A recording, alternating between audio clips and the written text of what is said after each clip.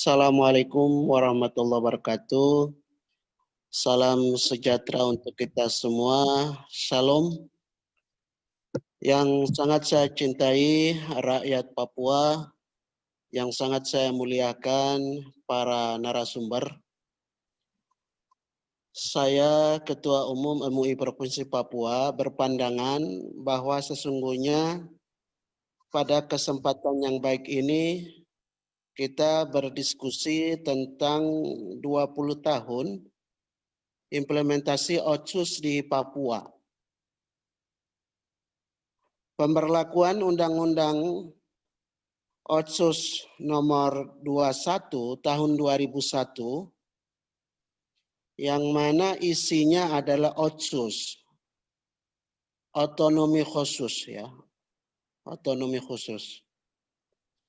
Secara garis besar, menurut hemat saya ada dua tujuan besar yang harus dicapai, harus bisa menyelesaikan dari Otsus itu sendiri.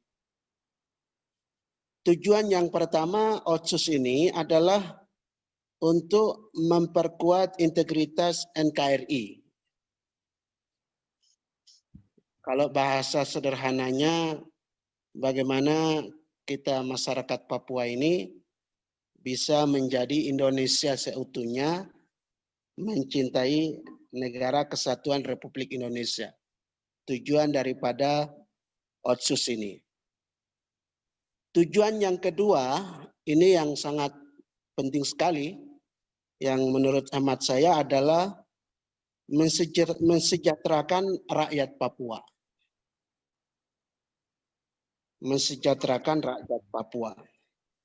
Jadi ada dua tujuan pokok yang memang mestinya harus tercapai oleh Otsus. Namun pertanyaannya, apakah dua tujuan pokok Otsus itu tercapai? Ternyata tidak.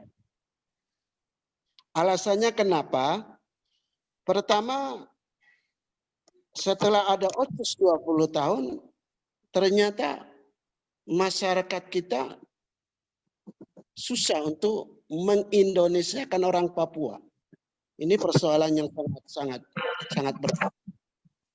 Buktinya adik-adik saya, mahasiswa-mahasiswa kita, baik di Uncen, Universitas Cendrawasih, di mahasiswa di Jogja, di Manado, di Surabaya, pokoknya seluruh Indonesia meneriakan bagaimana bisa dari NKRI.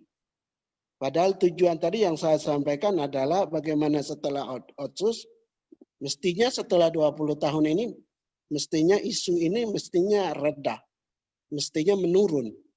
Tapi hampir tahun 2020 ini, ternyata isu memisahkan dari NKRI ini tambah meningkat. Yang kedua adalah kenapa saya mengatakan dua tujuan ini tidak tercapai? Karena kesejahteraan rakyat ini Otsus ini tidak menjawab. Misalnya kita lihat dari segi pendidikan.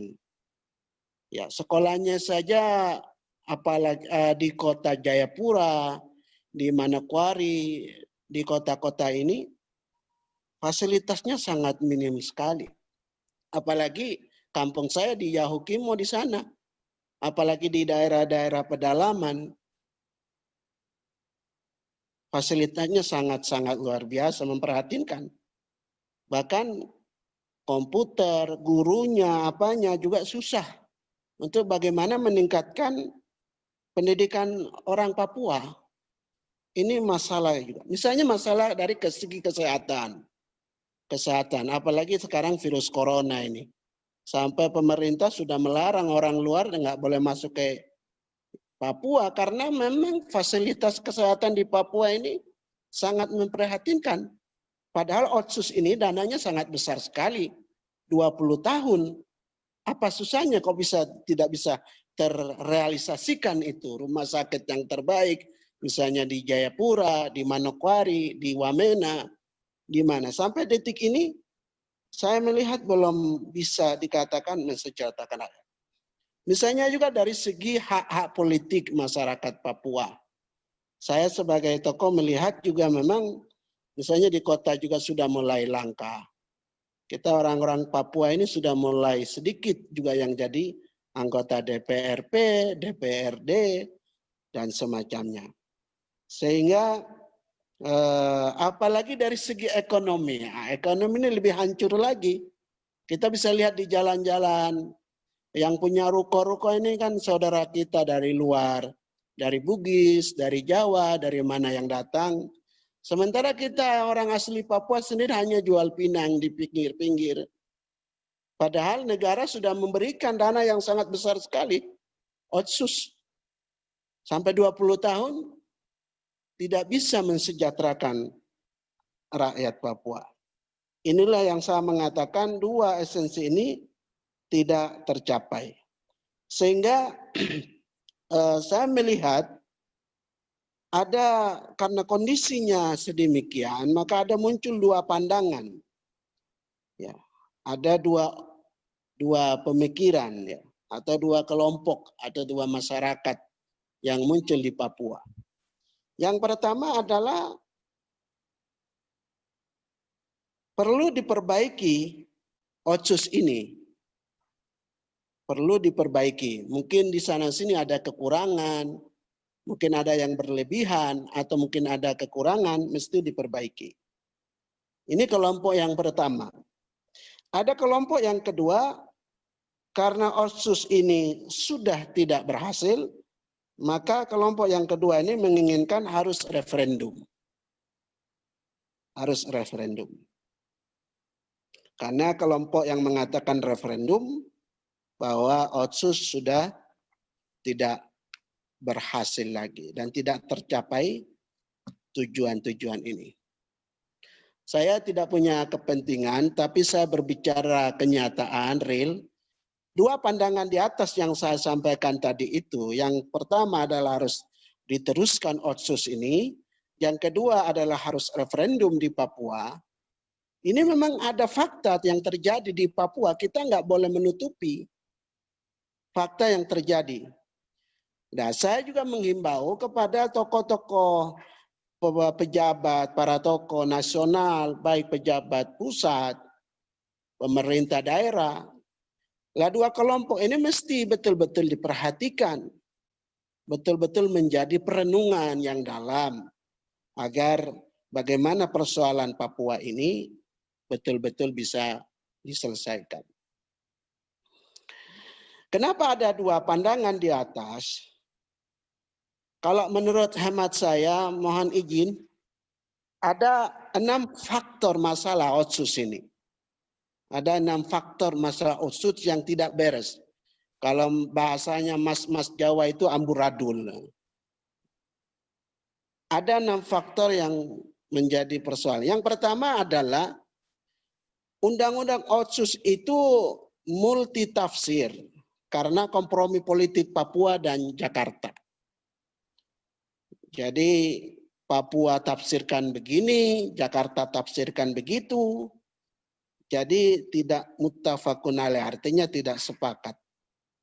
Ini faktor yang menjadi multitafsir sehingga tujuan Otsus tidak tercapai dan munculnya dua kelompok tadi yang saya sebutkan. Yang kedua adalah Undang-Undang Otsus yang sudah tidak relevan dengan kondisi Papua saat ini. Artinya Otsus ini bukan Tuhan yang bisa menyelesaikan persoalan Papua yang sangat kompleks. Artinya mesti ada persoalan-persoalan Papua yang tidak diselesaikan oleh Undang-Undang Otsus ini. Sehingga banyak persoalan di Papua. Yang ketiga adalah Undang-Undang Otsus yang tidak dilaksanakan dengan baik. Nah, ini mungkin catatan yang sangat penting sekali. Jadi bahasanya Bapak Pendeta Dr. Binigiai, bicara lain, main lain ini. Jadi sebenarnya sudah bagus Undang-Undang Otsus ini, cuman tidak dilaksanakan dengan baik. Ya memang masalah kita Indonesia ini bukan hanya di Papua, tapi memang di Indonesia, sistem aturan yang kita buat sendiri kadang kita tidak laksanakan secara totalitas. Contoh saja misalnya Pancasila. Pancasila saja tidak dilaksanakan dengan baik. Padahal kalau menurut saya, dari Sabang sampai Merauke ini mereka para pelaksana negara ini melaksanakan dengan sebenar-benarnya makna Pancasila itu. Saya pikir insya Allah tidak bisa aman, bisa mendapatkan kesejahteraan rakyat Indonesia, khususnya juga Papua.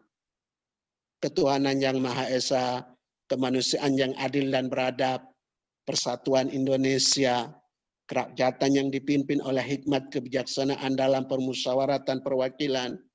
Kelima itu keadilan sosial bagi seluruh rakyat Indonesia. Lah pertanyaannya, Papua ini sudah mendapatkan yang namanya sila kelima, keadilan sosial bagi seluruh rakyat Indonesia. Konsepnya sudah bagus, cuman pelaksananya ini yang perlu saya pikir revolusi total, sehingga betul-betul negara ini tidak menjadi negara yang aturannya begini, tapi mainnya lain. Ini yang ketiga. Faktor keempat adalah aturan Jakarta yang tidak sinkron dengan Undang-Undang Otsus Papua. Jadi Otsus yang sudah berlaku 20 tahun ini sudah dengan jelas sekali afirmatif kepada orang-orang Papua itu sudah jelas sekali. Tapi kadang-kadang dibikin juga oleh aturan dari pusat, sehingga aturan dari pusat itu kadang bertentangan dengan Otsus, tidak sinkron. Ini juga menjadi kendala sehingga Otsus tidak berjalan dengan baik.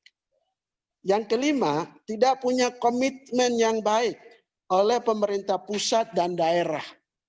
Nah, ini yang teman-teman adik-adik saya di mahasiswa yang mengatakan dana Otsus ini dikorupsi, dimakan, nggak diberikan kepada rakyatnya, nggak diurusi rakyatnya, disuap lah, inilah macam-macam lah, saya nggak ngerti juga. Jadi dana ini tidak, para pelaksana ini tidak punya komitmen betul-betul, oh ini untuk mensejahterakan rakyatnya, tidak diperlakukan dengan sebaik-baiknya.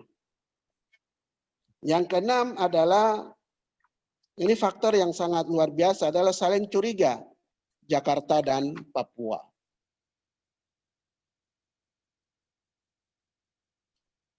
Jadi dari pandangan-pandangan 6 faktor-faktor itu, sehingga tidak tercapai tujuan yang 2 tadi yang saya sampaikan, bagaimana mengindonesiakan orang Papua dan mensejahterakan orang Papua.